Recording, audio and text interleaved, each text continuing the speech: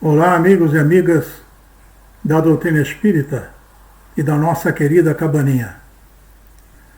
Meu nome é José Rodrigues e hoje o nosso tema é sobre o livro A Gênese, de Allan Kardec, a respeito do seu capítulo 1, Caráter da Revelação Espírita. Antes de mais nada, vamos proceder à nossa oração,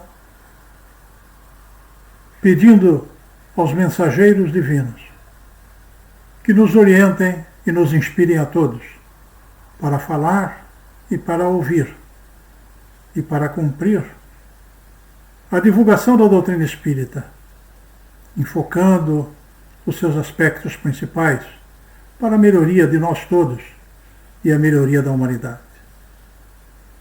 Pai nosso que estais no céu, santificado seja o vosso nome. Venha a nós o vosso reino, seja feita a vossa vontade, assim na terra como nos céus.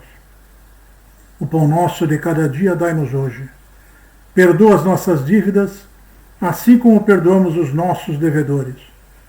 E não nos deixeis entregues às tentações, mas livra-nos, Senhor, de todo mal, que assim seja, graças a Deus. Como dissemos então, nosso assunto hoje é o caráter da revelação espírita. Devemos buscar, primeiro, entender o que é o conceito de revelação. É assim, aliás, que Kardec começa a explicar esse tema. A revelação é alguma coisa que é colocada e mostrada que antes estava escondido. Revelar, portanto, é tornar conhecida uma coisa que era desconhecida. A revelação tem diversos aspectos ao serem considerados, principalmente do ponto de vista religioso. Considera-se revelação, do ponto de vista religioso, o contato direto de Deus ou dos entes superiores com determinadas pessoas, transmitindo-lhes conhecimentos novos, absolutamente novos, em relação à conduta humana, ou alguma coisa pertinente a determinada religião. A maioria das religiões consideram que houve um elemento intermediário entre o poder divino e os homens, e esse intermediário transmitiu, como um vogal direto, aquele pensamento, aquele conjunto de ideias que deu origem àquela religião. Foi assim com o islamismo, foi assim com o budismo, foi assim com o próprio cristianismo e o próprio mosaísmo. Então a revelação ela se caracteriza por trazer uma novidade dentro do campo do conhecimento humano. Existe a revelação no campo da ciência, quando um cientista, um pesquisador, descobre alguma coisa nova depois de muito estudo. Aplica-se no estudo de determinado setor do conhecimento e daí extrai um novo conhecimento e revela aos homens aquilo que ainda estava desconhecido. Do ponto de vista, então, da religião, consideremos que seja o mosaísmo a primeira revelação divina. Isso porque sempre existiram princípios religiosos, mas o mosaísmo ele traz uma mensagem direta, ele traz uma mensagem bem focada e bem diferenciada a respeito do que se seria separar as coisas dos homens das coisas de Deus. O conceito de que havia apenas uma divindade, um só Deus, era uma introdução, era uma novidade dentro daquilo que Moisés trazia. Outros conceitos como não matarás, não roubarás, e enfim, aqueles que fazem parte dos 10 mandamentos, vinham estabelecer uma espécie de um código de comportamento e de procedimento para o ser humano. Esse código se estabeleceu no povo judeu, no povo hebreu, e veio a marcar, através de milênios, a sua conduta. Moisés também trouxe determinadas leis, chamadas leis civis, aquelas dos 10 mandamentos, as leis divinas, e aqueles outros que ele instituiu para poder controlar o comportamento, o procedimento do seu povo, dentro daquilo que podiam absorver e praticar, eram chamadas das leis civis. Principalmente os fundamentos da religião, do mosaísmo, foi todo trabalhado dentro de uma tradição em que Moisés sobe a montanha, atraído por uma luminosidade, e lá vê uma sarça ardente, uma sarça que se queimava e não se consumia. E através dessa sarça, olhando aquele ambiente, ele percebeu que Deus falava com ele, segundo a narrativa bíblica. E então esculpiu em pedra os 10 mandamentos, as chamadas tábuas da lei. E trouxe esses mandamentos depois até os homens, chegando a implantar mesmo dentro do povo judeu esse primeiro conceito para organizar todo um trabalho de revelação através dos diversos conceitos que tinham a respeito da própria divindade. Ainda era um Deus que era carregado de determinadas características humanas. Era um Deus que protegia apenas um povo. Era o chamado o Deus dos exércitos. Portanto, era o indivíduo transformado em Deus. Aquele que, com características humanas, tinha as mesmas paixões, reclamava os mesmos sacrifícios, as mesmas oferendas e um respeito que, se fosse de qualquer forma traído ou descumprido, provocava consequências nefastas. A Bíblia nos conta diversas dessas consequências. O próprio exílio do povo judeu na Babilônia correspondeu a uma desses castigos divinos pela desaproximação do povo judeu em relação a essa divindade. Jesus veio depois, 18 séculos depois, trazendo um outro tipo de revelação. Através da sua maneira de transmitir os seus conhecimentos, ele mudou um pouco os conceitos existentes nas tábuas, nos preceitos mosaicos, conservando as leis divinas que haviam sido ditadas a Moisés. Fez, no entanto, uma transformação muito forte no comportamento dos seres humanos, considerando todos os seres humanos como irmãos, e não uns privilegiados de Deus, que seriam apenas o povo judeu. Essa nova mentalidade veio a causar um choque na tradição daquele povo. E veio a caracterizar mesmo uma tal ruptura pelo qual o Cristo acabou sendo perseguido e crucificado, por querer, de certa forma, subverter a visão daqueles que mantinham a religião mosaica ainda, subverter aqueles princípios que para eles eram tão sagrados. Por que nós dizemos, então, que essa revelação foi uma revelação divina? E por que ela se processou desta forma? Naquele tempo, os meios que existiam para a comunicação, o isolamento dos povos, era uma constante. Os povos viviam isolados, mantendo as suas culturas. Havia um relacionamento comercial e, vez por outra, havia a intromissão de um reino em outro através de conquistas. Mas as culturas se forçavam a permanecer únicas, cercadas de um determinado comportamento próprio, o que determinava as tradições daquele povo. Havia mesmo a dificuldade de se consorciar pessoas de uma raça ou de uma cultura com outra, determinando ainda mais esse próprio isolamento. A maneira pela qual, então, foi introduzida essa revelação para o povo judeu foi exatamente a de transmitir a uma pessoa um conhecimento para que difundisse no seu povo e que, através daquela prática, isso pudesse ser transmitido para o resto de todos os outros povos. O povo judeu foi um dos povos que mais se caminhou pelo mundo, vamos dizer assim. Teve representantes em todas as épocas da humanidade, teve representantes percorrendo a maioria dos lugares conhecidos das civilizações vigentes. Frequentou, esteve até na civilização egípcia, depois foi para os assírios, foi para os babilônios, acabou indo para os persas, sob o jugo dos persas, depois sob o jugo dos helenos e depois sob o jugo dos romanos, até que, palmilhando através dessas caminhadas, fez-se representar como povo em todas essas regiões. O povo foi bem escolhido, segundo nos conta Emmanuel no livro A Caminho da Luz, dizendo que era um povo que tinha a capacidade de guardar um determinado conhecimento e manter esse conhecimento, de certa forma, protegido das variantes culturais de onde passassem ou onde frequentassem, né? O judaísmo tem essa característica.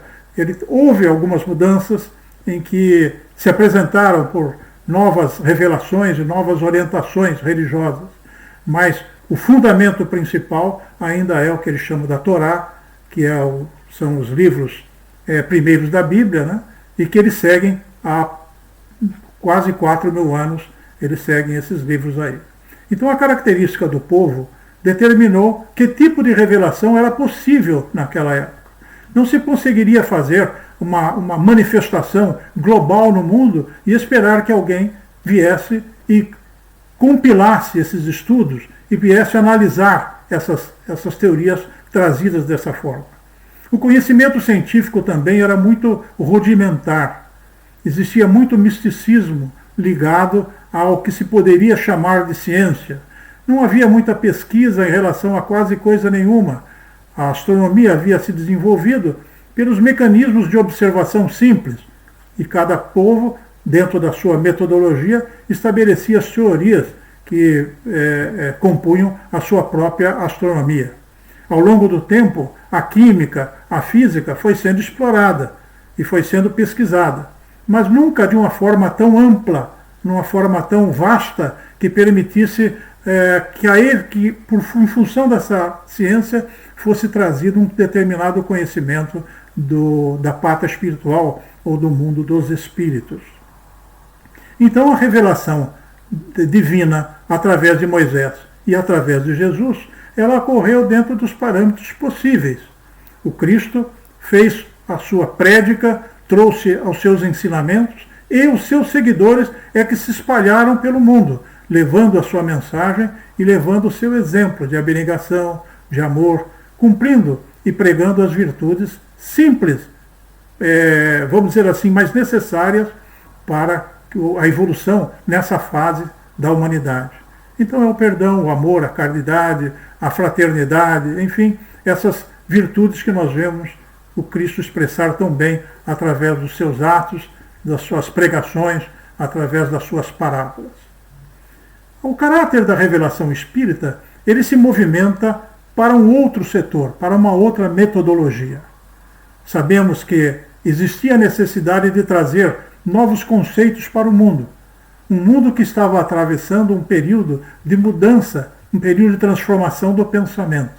Se não vejamos, na época de Moisés, havia o isolamento, havia as grandes conquistas, com um povo subjugando o outro, trazendo alguns elementos de cultura e de ciência para esse povo, mas não havia um alastramento ou uma homogeneidade desse conhecimento. O mesmo aconteceu na época do Cristo. Mesmo ainda, em sua época, diversos povos exigiam que determinado conhecimento fosse abandonado pelo povo conquistado. Não havia uma troca de informações que pudesse ser respeitada como uma unicidade, como uma união de pensamentos.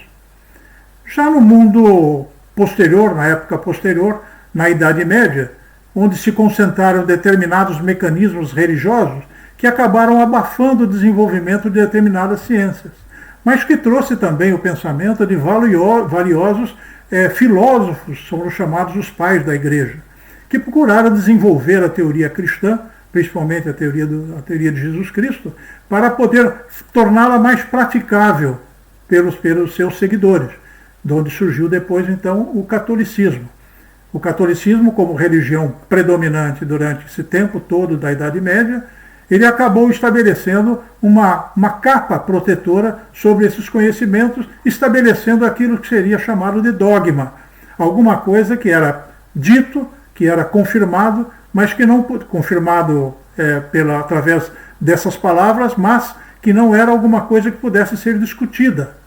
Então todos repetiam aqueles dogmas, aqueles milagres, mas não se admitia nenhuma contestação ou uma dúvida sobre as suas origens, ou mesmo sobre a sua manifestação.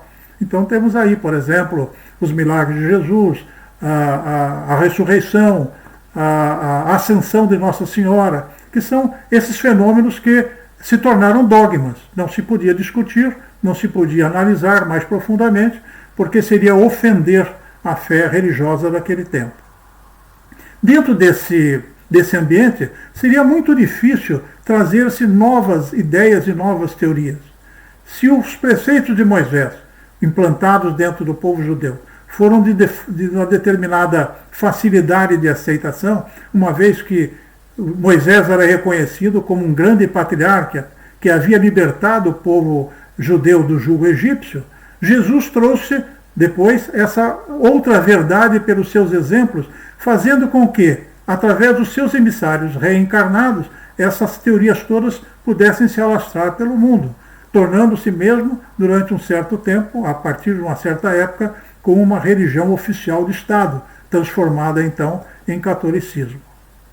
Passado esse período de o que muitos chamam de obscurantismo da Idade Média, passado esse período, começou o homem a desenvolver um movimento de busca por novos conhecimentos.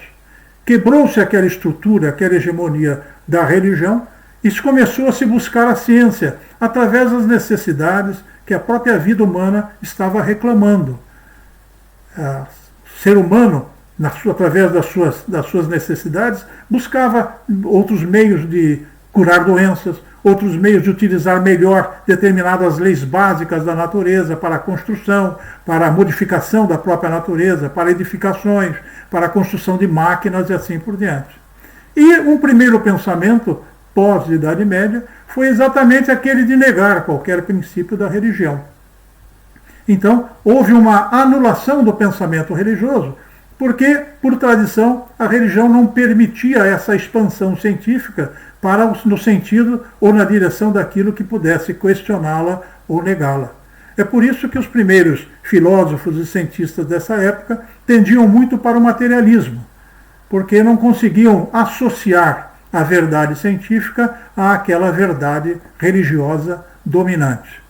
A partir daí, a partir desse ambiente que começou a ser criado, começou a se facilitar o aparecimento de novos pensamentos, pensadores e pensamentos.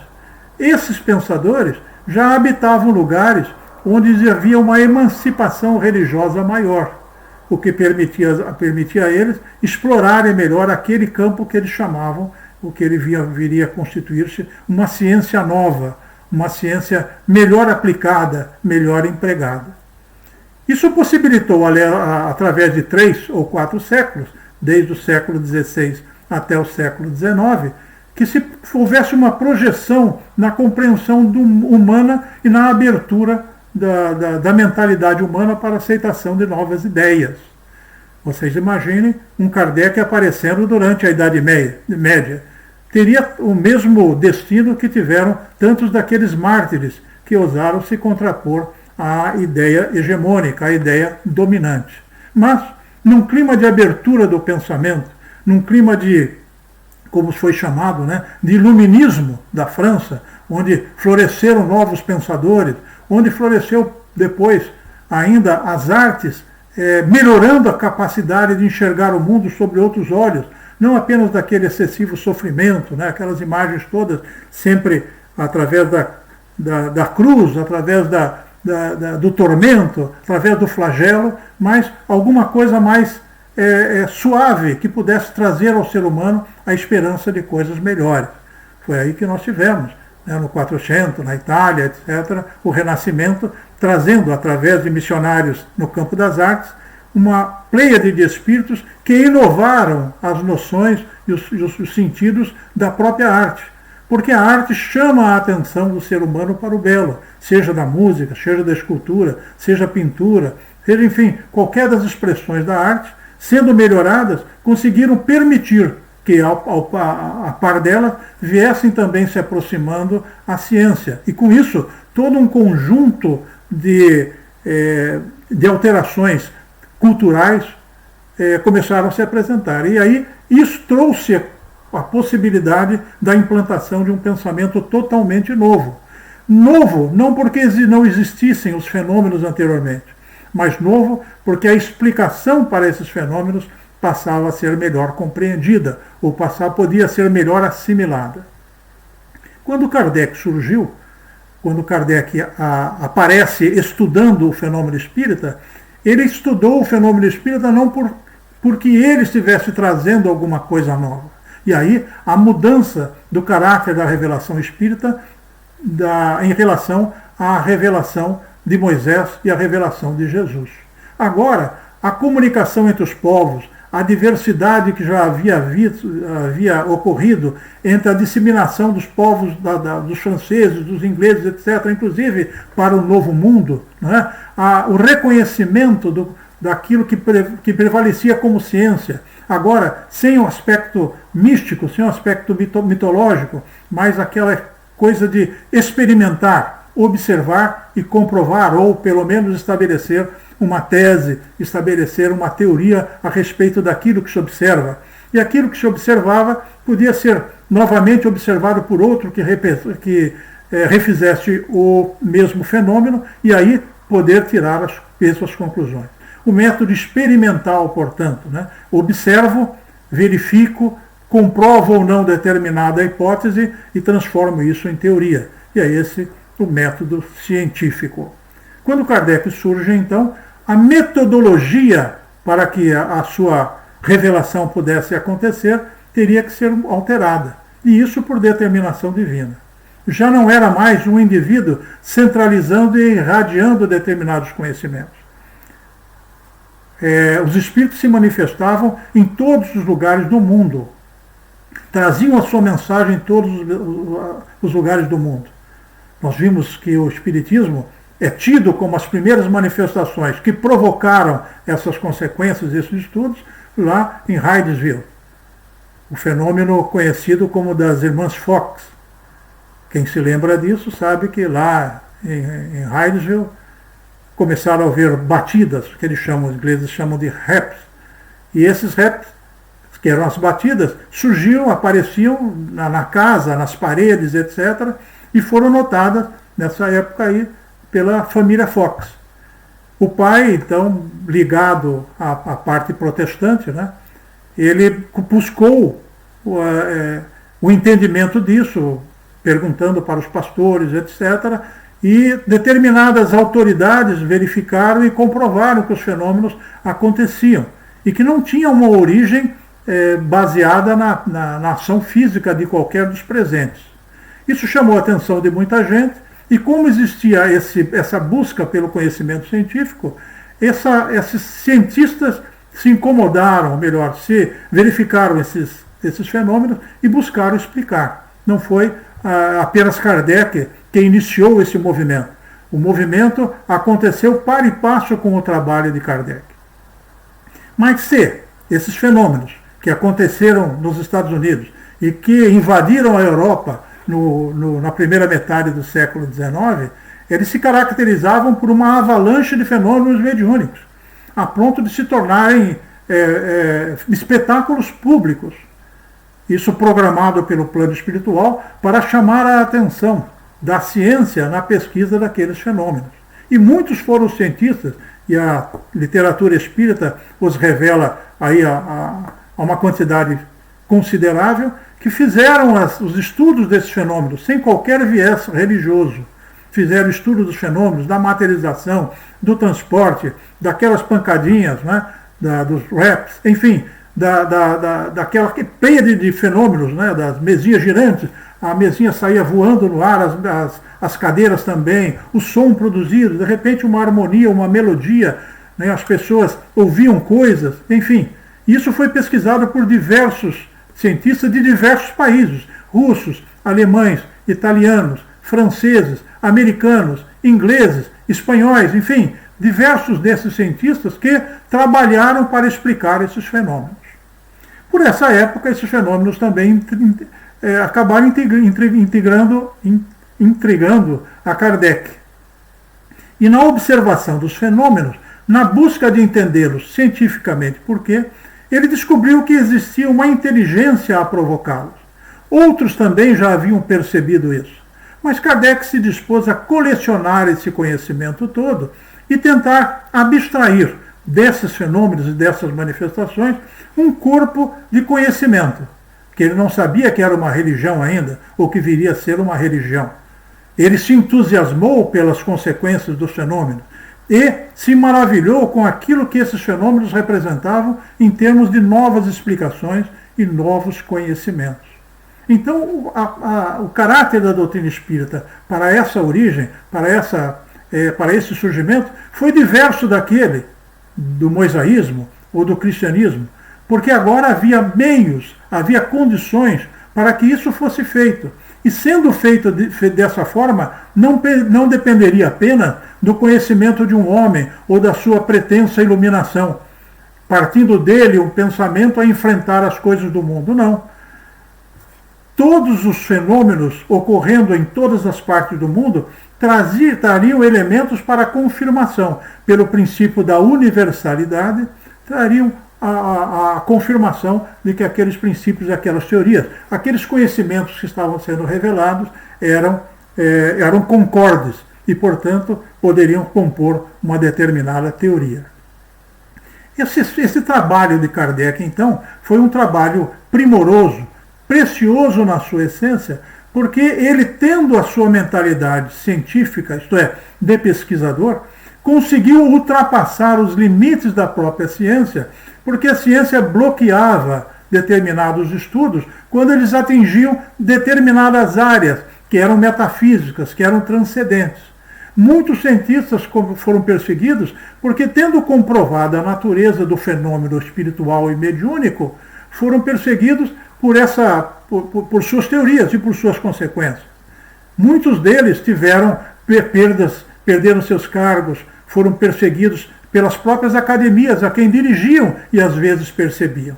Isso por quê? Porque havia por trás disso ainda uma influência daqueles que não queriam que determinados dogmas fossem ultrapassados ou determinados dogmas fossem vencidos ou destruídos. Não apenas na intenção de destruir um conceito religioso, mas aclarar as razões, os porquês de por que aquelas coisas aconteciam.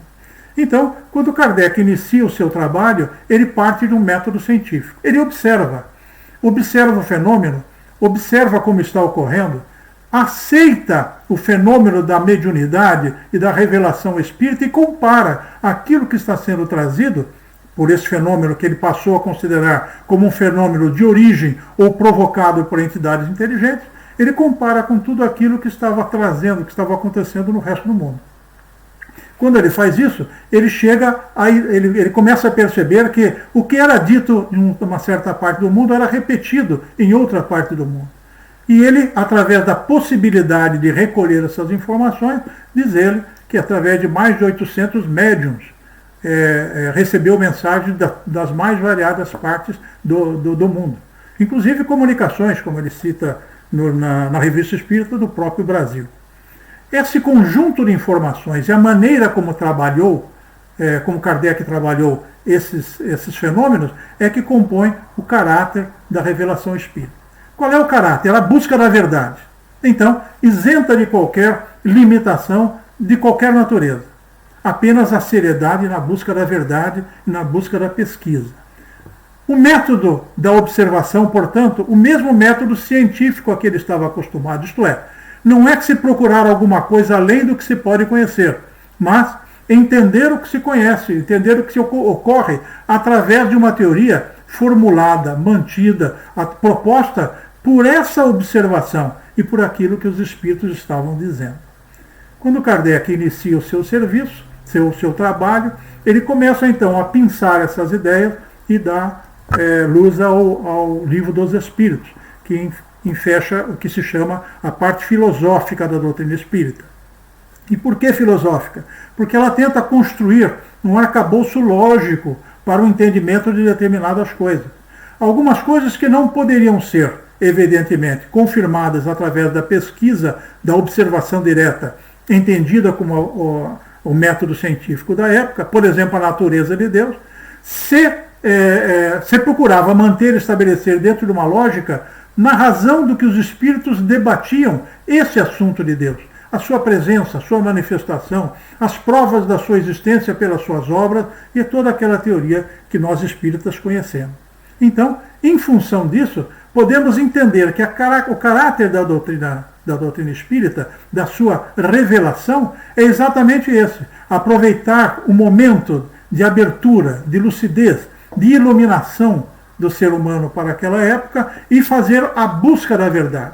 Então, a característica da doutrina espírita é a pesquisa, é a observação, é a construção de um arcabouço lógico, portanto filosófico, e, através da mensagem dos espíritos, procurar analisar melhor a vida espiritual e, por consequência, analisar como fundamento de uma religião tudo aquilo que faz bem para a nossa alma. Conhecer para poder utilizar para a nossa própria evolução. E aí ele consegue fazer isso através dessa compilação, através dessa reunião desses conhecimentos. O Espiritismo disse que é formado, ou seja, é baseado em 3 grandes aspectos: o científico, o filosófico e o religioso. A espiritualidade maior não diferencia conhecimento. Quer dizer, o conhecimento é tudo que existe. E a religião é um conhecimento, é uma prática que vem a ser adotada, que vem a ser assimilada e não contraria a ciência, e não é para contrariar também a filosofia. E o Espiritismo conseguiu fazer um fechamento, conseguiu fazer uma estrutura que consegue absorver o conhecimento científico através da própria fenomenologia. Consegue absorver o conhecimento filosófico através do debate franco e lógico de determinadas questões que agitam o pensamento humano, um dos quais é a condição humana, a condição do seu sofrimento, a condição das coisas que acontecem no mundo e que levam o ser humano a sofrer, a perceber a diferença entre um e outro e assim por diante. E reúne sobre essas mesmas considerações o aspecto religioso. E aí absorve o pensamento cristão.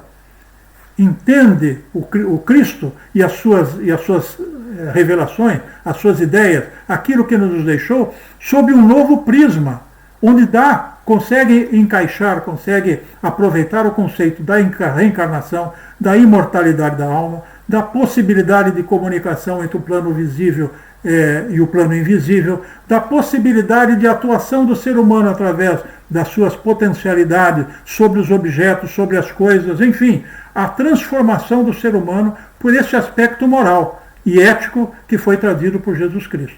Ao reunir esses 3 aspectos, o caráter da revelação espírita está fundamentado, está composto. E então é facilmente absorvível por aqueles que vivem no mundo de hoje. É por isso que dizemos que o Espiritismo não é contradito pela ciência. Quando você pega a experiência da mediunidade, por exemplo, ou quando você vai estudar a reencarnação, você consegue observar o fenômeno reencarnatório manifestado através da lembrança de uma infinidade de pessoas, comprovadamente, que se verificou, que viu, que se sentia naquela situação da reencarnação anterior, que foi lá, que comprovou, que falou com as pessoas que existiam antes e que tinham essa ligação com esse que estava agora reencarnado na condição de criança ou de jovem, mas que havia pertencido numa outra vida a determinado conjunto, a determinada família, a determinada sociedade.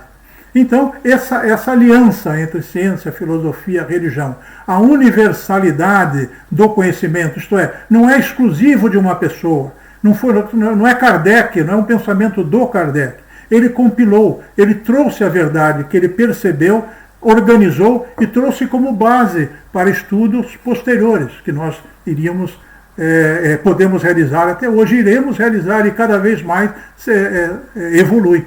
Vejam os livros do Chico Xavier, por exemplo. Uma vez quebrada essa rejeição da mediunidade, vamos aproveitar a mediunidade dentro daquilo que ela pode nos oferecer de melhor. É a consolação através da prédica dos espíritos. É o conhecimento do plano espiritual, de como ele funciona, para nós nos prepararmos para irmos para lá um dia. É o conceito, é a percepção de que precisamos ter desse futuro que nós vamos ter. E como devemos proceder agora. O que já fomos antes, como se diz, né? De onde viemos, o que estamos fazendo aqui e para onde iremos amanhã. Este é, então, o caráter da doutrina espírita. Encerrando então essa nossa palestra, vamos à nossa prece do Pai Nosso. Pai nosso que estais no céu, santificado seja o vosso nome. Venha a nós o vosso reino. Seja feita a vossa vontade, assim na terra como nos céus. O pão nosso de cada dia dai-nos hoje. Perdoa as nossas dívidas, assim como perdoamos os nossos devedores. E não nos deixeis entregues às tentações, mas livra-nos, Senhor, de todo mal, que assim seja, graças a Deus.